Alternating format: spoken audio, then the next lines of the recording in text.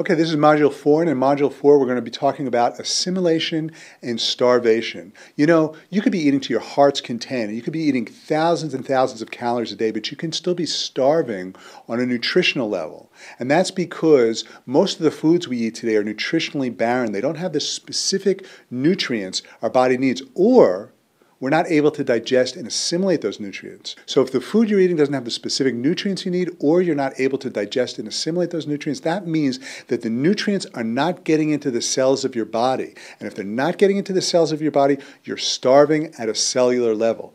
This type of starvation, like any other type of starvation, can activate your body's fat programs, get your body to want to be fat, and keep you hungry in search of specific nutrients. So let's find out what those specific nutrients are and what we can do to add them into our diet so that our body's not starving on a nutritional level.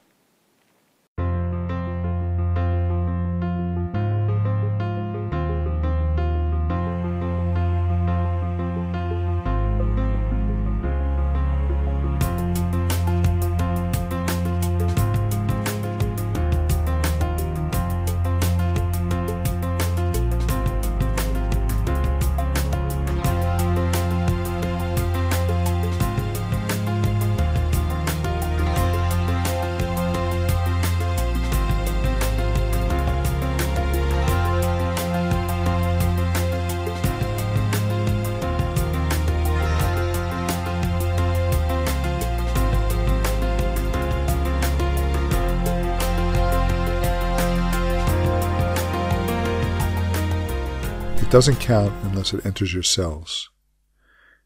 Even if we get all the nutrients our bodies are starving for, it still doesn't mean that we're nourishing our bodies. We can't necessarily make the assumption that what we put in our mouth will ultimately end up in our cells. After we eat something, there are 3 hurdles that we have to cross before the food ends up nourishing our bodies. 1, we have to digest our food. Break it down into simpler units that our bodies can then use as raw materials. 2, we have to be able to transport the raw materials to the cells of our bodies. 3, once we have transported the nutrients to the cells, they have to be able to enter the cells. Transporting the nutrients from the digestive tract and then creating an internal environment that makes it easy for the cells to absorb the nutrients is assimilation, the final leg of the digestion process. If this doesn't happen, we are simply not nourishing our bodies, and therefore we continue to starve. Enzymes and digestion. One of the reasons that our ability to digest and assimilate nutrients is compromised is that we are deficient in digestive enzymes.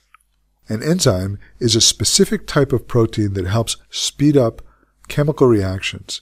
They are the workhorses of all life on Earth. Where there is life, there are enzymes doing some sort of work. And there are thousands of different kinds of enzymes in our bodies performing specific functions such as facilitating physical movement or circulation or fighting off toxins. The role of digestive enzymes is to break down foods into their basic nutritional components, thus allowing us to assimilate those nutrients. When we are deficient in digestive enzymes, we can't effectively extract the nutrients from the foods we eat.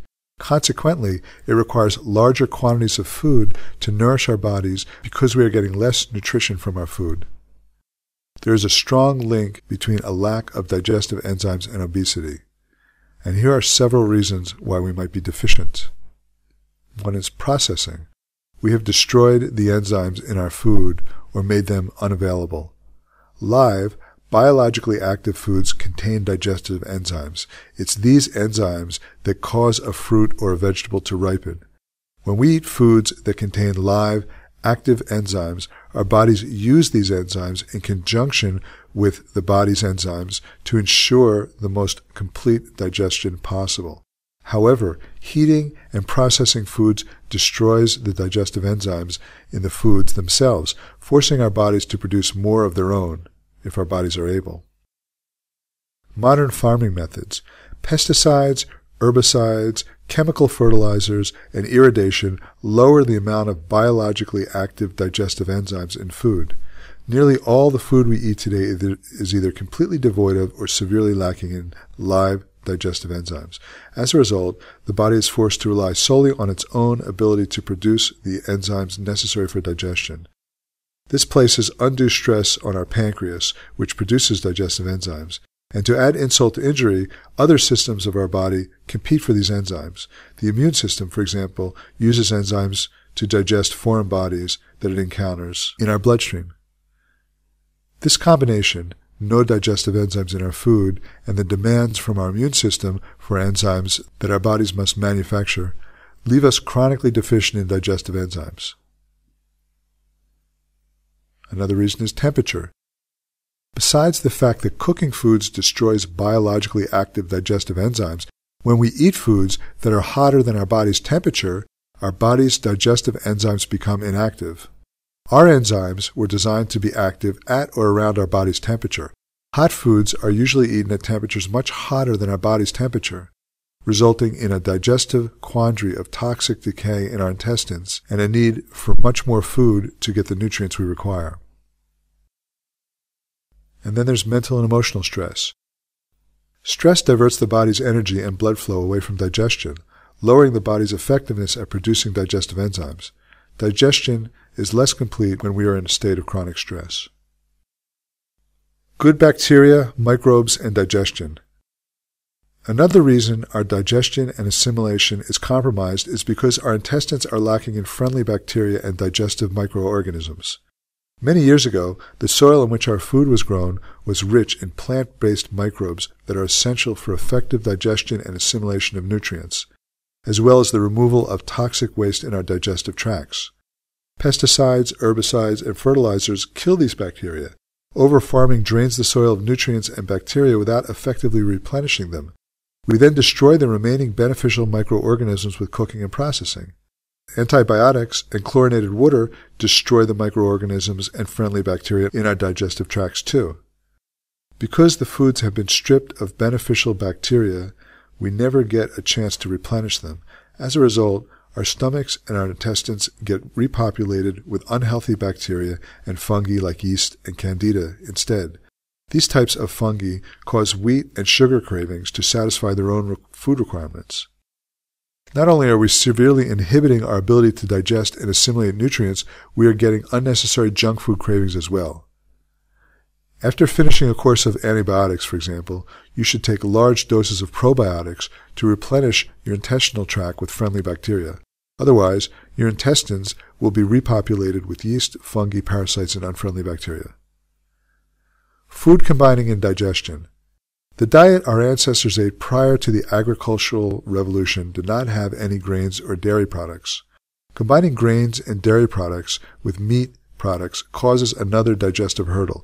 Meat is digested in an extremely acidic environment in our stomachs. Grains, starches, and dairy food require a more alkaline medium. If we eat both at the same time, neither the meat nor the starch get properly digested. It's best to eat meat and live food before grains and dairy because if you do, you'll be able to digest both better. It's also preferable to eat grains after meat in order to slow down the rate at which the sugar from the grains is released into your bloodstream. Having sugar enter your bloodstream slowly is truly crucial for weight loss. Assimilation. Whatever nutrients do get extracted from the food we eat need to be able to travel freely through the bloodstream to all the cells that require them. If our circulation is impaired because of blockages in our circulatory system, many cells will never be properly nourished. Once the nutrients travel to the cells, they have to be able to enter them. When the fat programs are on, the cells become resistant to the effects of the hormone insulin. Although many people are aware of the role of insulin in regulating blood sugar, one of insulin's roles is to allow certain nutrients to enter the cells. When the fat programs are on, many cells become less responsive to insulin. Nutrients cannot enter the cells, and as a result, the cells cannot be properly nourished. Magnesium, for example, is one element that requires insulin to enter your cells. If the cells aren't listening to insulin, you can take all the magnesium supplements you want, but you'll still remain deficient. Being deficient in magnesium causes chronic exhaustion and chronic stress, and this creates a vicious cycle. The chronic starvation for magnesium keeps the fat programs on, which then makes the cells stop listening to insulin even more, and that only makes it harder for magnesium and other vital nutrients to enter the cells. Eating a modern diet of processed foods wreaks havoc on the body's ability to digest and assimilate nutrients. If only a small percentage of the food we eat ends up nourishing our bodies, it requires much more food to get the job done. Couple this with the fact that the foods we eat have very little nourishment to begin with, and it's easy to see why so many of us are stuck in a state of chronic nutritional deprivation. Periodontal disease. There is mounting evidence to link the pathogens in the mouth from periodontal disease with fat programs.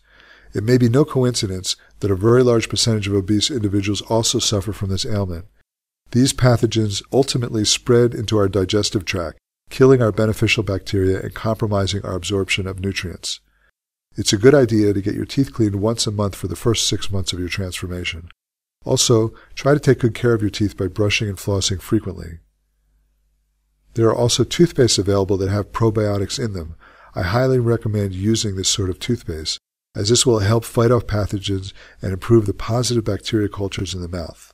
Once you start naturally choosing foods that are healthier, gum disease should not trouble you as much, or at all. For the first 6 months, however, it's a good idea to be extra vigilant about your oral health. So what's the solution? All live organic foods have digestive enzymes. If it's organic, it will have digestive microbes as well. While dairy foods are not great, yogurt and kefir, a fermented, enzyme-rich milk drink, are good sources of beneficial bacteria. Yogurt, kefir, and for that matter, all dairy products are much more effective when they are organic. Sheep's milk and goat's milk products are much easier to digest than those produced from cow's milk. Fermented foods, such as nutritional yeast and tempeh, are also rich in digestive enzymes. I also recommend taking digestive enzymes and probiotic supplements every day. I don't believe in taking too many supplements, but I think digestive enzymes and probiotics are a must. Digestive enzyme supplements are capsules or powders that contain the same digestive enzymes that our bodies produce. The best ones are derived from plant sources, not animal ones, because plant-based digestive enzymes work in a wider pH range.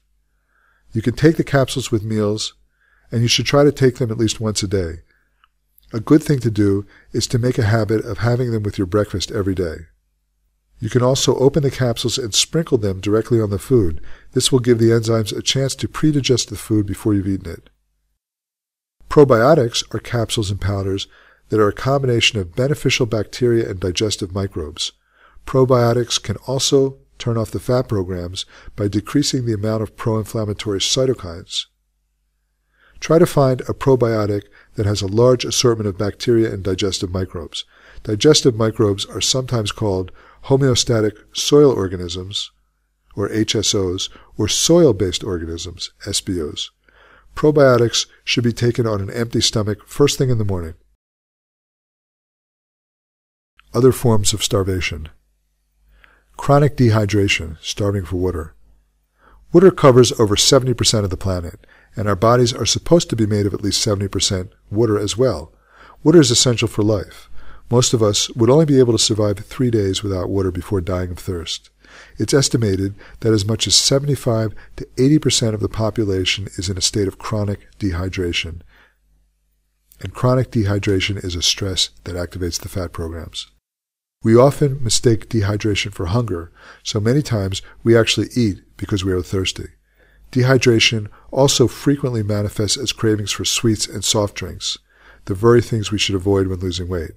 All dietary experts recommend drinking lots of water, and most agree that you should have a minimum of 8 glasses of water a day.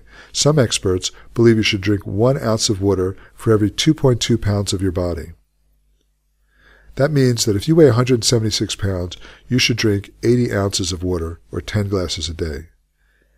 Drinking water before a meal is effective in reducing your appetite. I usually drink 2 glasses before each meal. Most of the time, people eat when they are actually thirsty. So you have to learn to identify thirst. And dehydration usually causes hunger, not thirst, because there was once a time when nearly all of our food contained water. Therefore, our bodies are programmed to see food as a source of water, sending a hunger message when we are really thirsty. The majority of our food today does not have much water at all. How much water is there in fried fish and chips or peanut butter with crackers? We end up eating because we are dehydrated, and yet we still starve for water. Because there is less water in the food we eat, we need to drink more water than ever. We also need more water these days because water helps eliminate toxins. There are literally thousands of toxins that we expose our bodies to today that did not exist in prehistoric times. Learning how to identify the difference between hunger and thirst is essential. This is a lesson that's taken me years to learn, and I often have to relearn it. However, now that I've had a lot of practice in distinguishing between hunger and thirst, I have to say that there are times when I am amazed at how much water my body wants. I also notice that my body becomes thirstier when it wants to burn fat. The process of losing weight requires more water to help you flush out the waste products that accumulate in the bloodstream from the fat-burning process. As a general rule of thumb, until you become good at differentiating dehydration from hunger, especially if you eat a conventional modern diet, you are most likely to be thirsty. This is not to say that you may not be hungry as well, but you are almost certainly chronically dehydrated. If you don't give your body the water it needs, it will just stay hungry and cause you to eat unnecessarily. Drinking water at night is extremely beneficial for suppressing nighttime hunger. A University of Washington study found that drinking water at night eliminated nighttime hunger pains in 100% of the subjects tested. I can't emphasize strongly enough the importance of drinking lots of water at night. Water is best when filtered and free of chemical additives, and preferably from an unpolluted source. Adding lemon helps to detoxify the body. I also recommend avoiding tap water. Chlorinated water, such as tap water, kills the friendly bacteria in your stomach. So what's the solution to chronic dehydration? Drink 2 glasses of water first thing in the morning, a glass of water before each meal, and a little more during the meal. Then, drink lots of water at night, as this will kill nighttime junk food cravings. Also, drink some water when you feel hungry, just to see if you're really thirsty. Sleep apnea, starving for sleep and oxygen. There's a condition that many overweight people suffer from called sleep apnea. I personally had an extremely severe case of it. Mine was almost life-threatening. When you have sleep apnea, you stop breathing, sometimes hundreds of times a night. You may not be aware that this is happening because you don't actually awaken, but it does disturb your sleep. The result is that you never get the full, rejuvenating benefits of a good night's sleep. The reason that your breathing is interrupted is that the soft tissue in the rear of your throat collapses and cuts off the airway. This condition affects overweight people more because their neck is heavier, and the weight of the neck then collapses the airway. When I was at my heaviest, my neck measured 22 inches in diameter. No matter what position I lay in, once I started to fall asleep, I started suffocating. In the United States alone, millions of people have some degree of sleep apnea. Sleep apnea reduces blood oxygen to dangerously low levels, so your body is starving for oxygen. You become chronically exhausted, which causes junk food cravings. It also makes you more irritable and more prone to negative emotions that activate the fat programs. Just getting through the day when you have sleep apnea becomes a monumental challenge. I used to be so exhausted I would fall asleep in meetings, while I was driving my car, and while I was talking on the phone, even when I was the one talking. Besides causing exhaustion and junk food cravings, sleep apnea elevates cortisol levels, which activates the fat programs. It's a vicious cycle. Sleep apnea makes you fatter, and the fatter you get, the worse your sleep apnea becomes. So what's the solution to sleep apnea and oxygen starvation? Get tested for sleep apnea. If you're in a position where you want to lose more than 100 pounds, chances are very strong that you have sleep apnea. Even if you're certain you don't have it because you think that you're sleeping well, please investigate the possibility in order to eliminate a potentially major stress on your body. If it turns out you have sleep apnea, having a sleep study test could easily be one of the most important nights of your life. Sleep apnea is fully treatable, and if you have it, you must get it treated. In my opinion and experience, it is next to impossible to lose weight if you have untreated sleep apnea. The most common treatment is a CPAP machine, CPAP, which is a machine that blows air into your nose and mouth while you sleep, keeping your airways unblocked. There are also other treatments that are similar. The first step is to tell your doctor that you want to be tested for sleep apnea, and your doctor will refer you to a sleep study center. Typically, you'll spend a night in the hospital where they'll monitor your sleeping and breathing patterns. The night of my sleep study test was one of the most memorable ones of my life. It was the first good night's sleep I had had in 4 or 5 years. In most countries, both the sleep study and the CPAP machine are covered by insurance and/or Medicare. Don't eat instead of sleeping. Most people are tired in the late afternoons when the fat programs are on, and this relates to low blood sugar episodes, which we'll talk about later. In addition to causing junk food cravings, low blood sugar can cause exhaustion. If at all possible, take a 10 or 15-minute cat nap or listen to the Gabriel Method CD in the late afternoon. This can go a long way in solving your weight loss problems. You'll be less likely to eat junk food in the afternoon and late evening. You'll be less stressed out, and you'll be nourishing your body with the vital elements of sleep. Many people call these afternoon cat naps power naps. I think this is a better way to refer to them because it takes the stigma out of sleeping in the afternoon. You are not being lazy, you are power napping. And you don't have to go home to have a power nap. Just get in your car, drive into a parking lot where no one knows you, lean back and close your eyes and sleep or listen to the CD. Take a portable alarm clock with you or program your cell phone to wake you up. The later you stay up at night, the more likely it is you'll start eating out of exhaustion. The best possible thing you can do for weight loss is to get to sleep before you reach that exhausted state.